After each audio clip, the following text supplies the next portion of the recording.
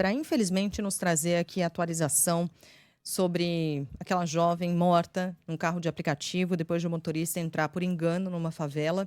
Ela passaria o Réveillon no Rio de Janeiro. Aliás, pelo segundo ano seguido, a gente falou um pouco mais cedo, ela adorava o Rio de Janeiro. E que triste história, mais uma vez, com essa dinâmica se repetindo, né, Agatha? Bom dia.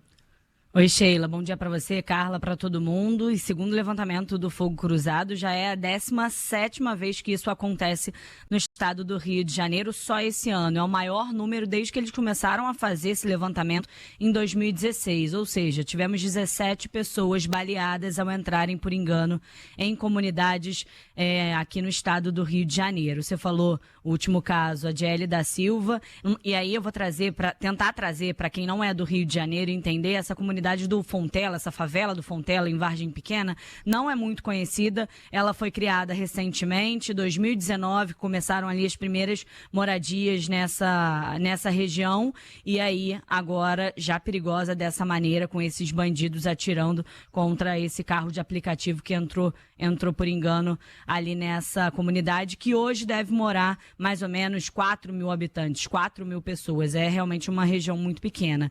Esse levantamento que o Fogo Cruzado fez, mostrando quantas pessoas erraram o caminho e acabaram baleadas, também mostra que o Complexo de Israel, que a gente fala bastante aqui de pessoas atingidas, é o que tem maior número de atingidos. Foram 10 pessoas só nessa região do Complexo de Israel, que a gente sabe que corta ali a Avenida Brasil, que é a principal via expressa aqui do Rio de Janeiro.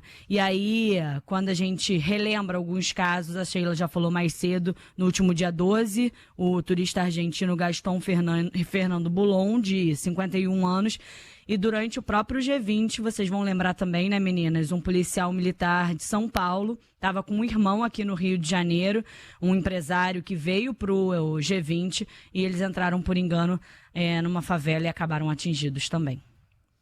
A gente estava comentando aqui 17 vezes em que isso aconteceu. A gente está falando de pessoas baleadas, não mortas. É isso, né, Agatha? Isso, 17 baleadas. vezes em que isso aconteceu somente nesse ano. Mais de um caso por mês em que pessoas entram por engano numa área em que o tráfico já dominou, em que os bandidos já dominaram, em que a população não pode entrar em segurança, não pode entrar por engano, não pode entrar sem autorização.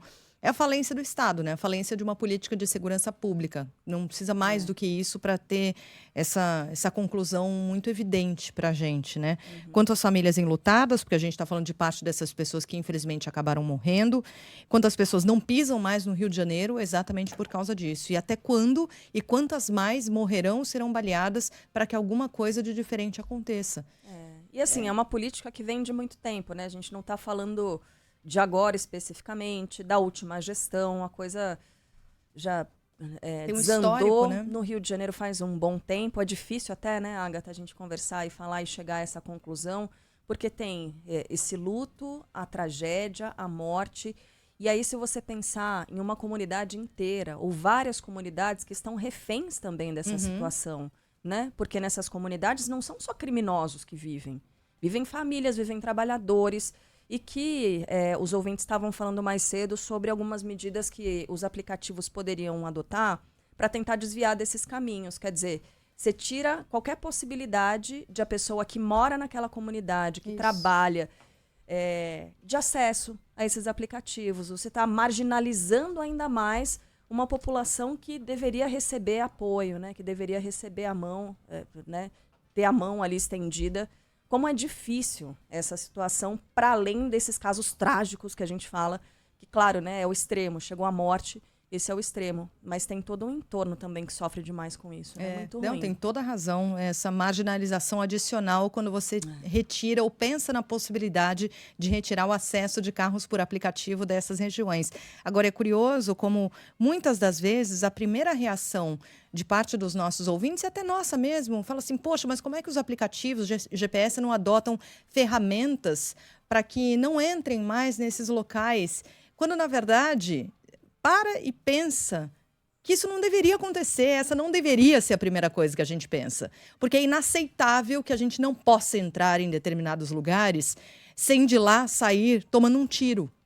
Sem de lá não sair, porque morreu É isso que é inaceitável, não a gente pensar no paliativo, né? Ao pensar no paliativo, a gente está aceitando como esse é um fato dado e irreversível no Rio de Janeiro. E a gente não pode aceitar que seja irreversível. A gente não pode aceitar que o Estado se entregue dessa maneira. O Estado, eu estou falando aqui como uma entidade, né? Não como um governo em particular, um partido em particular, mas até porque a gente tem um histórico, mas como a gente pode aceitar que o Estado tenha falido a esse ponto? A gente não pode aceitar. A gente tem que brigar para que seja diferente disso, né?